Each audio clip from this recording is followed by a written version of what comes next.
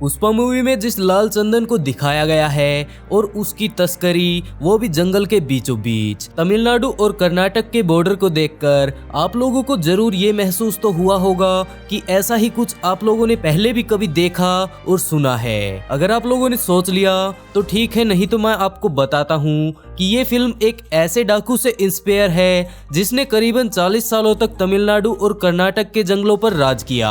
दोस्तों, हम बात कर रहे हैं वीरप्पन के बारे में, जिसकी लाइफ स्टोरी से इंस्पायर होकर पुष्पा फिल्म बनाई गई और न जाने इसने कितने सारे रिकॉर्ड तोड़ दिए। अभी तक इस फिल्म ने 300 करोड़ से कहीं ज्यादा पैसे कमा लिए। लेकिन जिस वीरप्पन से ये फिल्म इंस्पायर है, क्या आप जानते हैं कि उसने 40 सालों तक वहां के जंगलों पर राज किया था। इसे पकड़ना काफी ज्यादा मुश्किल था। इस बात का अंदाजा आप लोग इससे भी लगा सकते हैं कि इसको पकड़ने के लिए सरकार ने करीबन 100 करोड़ रुपए खर्च कर दिए थे। कहा जाता है कि ये इतना खतरनाक डाकू था जिसने कन्नड़ के एक मशहूर फिल्म स्टार राजकुमार को भी किडनैप कर लिया। तो आइए जानते हैं इसकी असल कहानी। बात 18 अक्टूबर 2006 की है, जब सभी मीडिया और न्यूज चैनल पर सिर्फ एक ही बात बताई जा रही थी, और वो ये कि दक्षिण भारत का खतरनाक डाकू वीरप्पन पुलिस में हुई मुठभेड़ में मारा गया, जिसे पकड़ना भी मुमकिन नहीं था। इसके लिए भारत सरकार ने काफी सारे ऑपरेशन किए, जहां इन ऑपरेशंस में सरकार ने करीबन 100 करोड़ से कहीं ज्यादा पैसे खर्च कर दिए थे।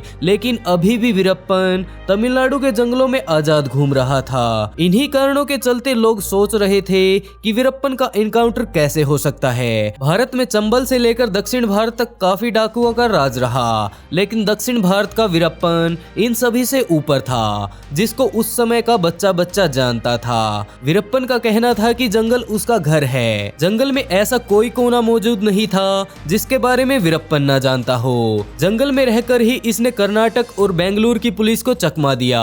हालांकि वीरप्पन को पकड़ना इतना आसान भी नहीं था, लेकिन एक दिन ऐसा भी आया जब वीरप्पन पुलिस के हत्थे चढ़ गया। कहा जाता है कि वीरप्पन काफी ज्यादा गरीब परिवार से संबंध रखता था। उस समय स्मगलिंग करने के लिए फॉरेस्ट विभाग के कुछ अफसरों ने ही उसे उकसाया था, लेकिन यह स्मगलिंग करते करते काफी ज्यादा पैसा कमाने लगा। तो फॉरेस्ट विभाग के अफसरों ने उसे मारने की सोची, जहां अपनी जान बचाने के लिए वीरप्पन जंगलों में भाग गया, जिसके बाद असली डाकू वीरप्पन का जन्म हुआ। जंगल में जब ये सिर्फ 17 साल का था तो उसने पहली बार एक हाथी को मारकर उसके दांतों को काला बाजार कर बेच दिया।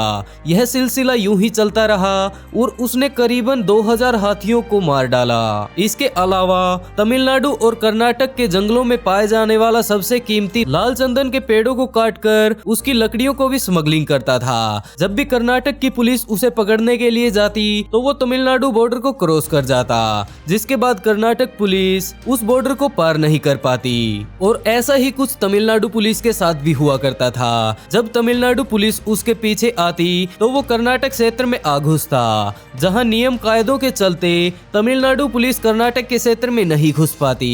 और जब भी उसे लगता कि उसे कोई पकड़ने वाला है तो वो सीधा उसे मार डालता।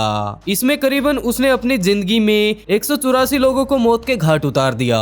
पैसों के लिए ये अमीर लोगों को किडनैप कर लेता था, जिसके बाद उनके परिवार से उनके बदले पैसा मांगता। लेकिन इसके अलावा भी वीरप्पन को नाम कमाने में काफी ज्यादा शौक था, जिसकी चाह थी कि उसको देश का बच्चा बच्चा जाने, जिसके चलते एक बार तो उसने रजनीकांत को भी किडनैप करने की सोची, लेकिन वो इसमें सफल ना हो पाया। लेकिन 1997 में उसने एक कन्नड़ फिल्मों के सुपरस्टार राजकुमार को किडनैप कर लिया, जिसके बदले उसने 50 करोड़ रुपए मांगे। इसके बाद भी उसे पकड़ने के लिए काफी सारे सर्च ऑपरेशन किए गए, लेकिन वीरप्पन किसी के हाथ नहीं आया, क्योंकि कहा जाता था कि जंगल को वीरप्पन से ज्यादा कोई नहीं समझ सकता।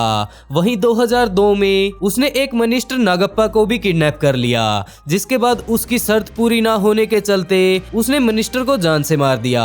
इस समय वीरप्पन को देश का हर व्यक्ति जानने लगा था और उसकी दहशत भी काफी ज्यादा बढ़ चुकी थी। आखिर में सरकार ने वीरप्पन को पकड़ने के लिए 5 करोड़ रुपए का इनाम भी रखा, लेकिन इसका कोई फायदा नहीं रहा। जिसके बाद 2001 में विजय कुमार को चीफ बना दिया गया। जैसे ही विजय कुमार ने लगाम अपने हाथों में ली, उसने वीरप्पन के बारे में सभी रिकॉर्ड छान डाले और वो भी समझ चुके थे कि इसे पकड़ना इतना आसान भी नहीं, जिसके लिए उन्होंने एक प्लानिंग बनाई और उन्होंने अपने आदमी वीरप्पन की गैंग में शामिल करवाना शुरू कर दिया और उनकी ये कोशिश कामयाब भी रही।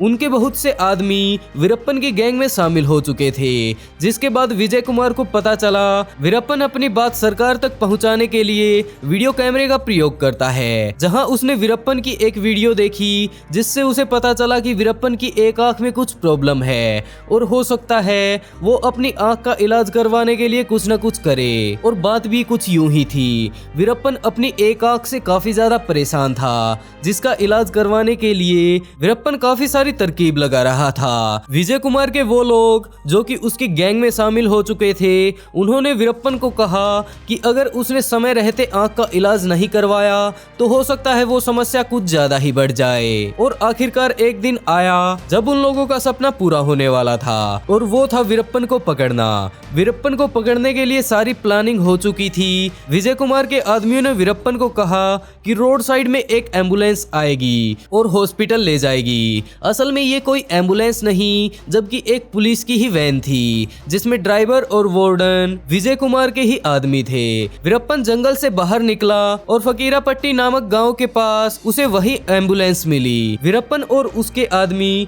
उस वैन में बैठ गए, जहां थोड़ी दूर जाने के बाद विजय कुमार के आदमी किसी बहाने से उस एम्बुलेंस से उतर गए। जहां पर वो गाड़ी रुकी हुई थी, वहां पर ढेर सारे पुलिस वाले छिपे हुए थे। जैसे ही गाड़ी रुकती है, पुलिस वालों ने उसके ऊपर फायरिंग शुरू कर दी, जिसमें करीबन 338 राउंड फायरिंग की गई। इतनी गोलियों में से सिर्फ वीरप्पन को 2 ही गोलियां लगी। यह घटना जब न्यूज में आई तो सभी लोग हैरान थे कि आखिरकार इतना खतरनाक डाकू मारा कैसे गया।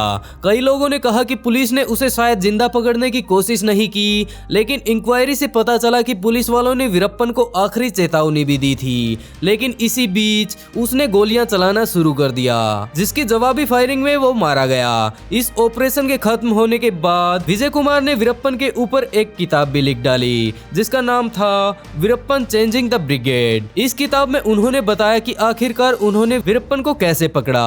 आज जिस पुष्पा मूवी को आप लोग देख रहे हैं, यह वीरप्पन की असली जिंदगी से इंस्पायर है। दोस्तों कमेंट बॉक्स में जरूर बताइएगा कि क्या आप लोगों ने पुष्पा मूवी देख ली है। अगर नहीं देखी तो देखिएगा जरूर, बहुत इंटरेस्टिंग मूवी है।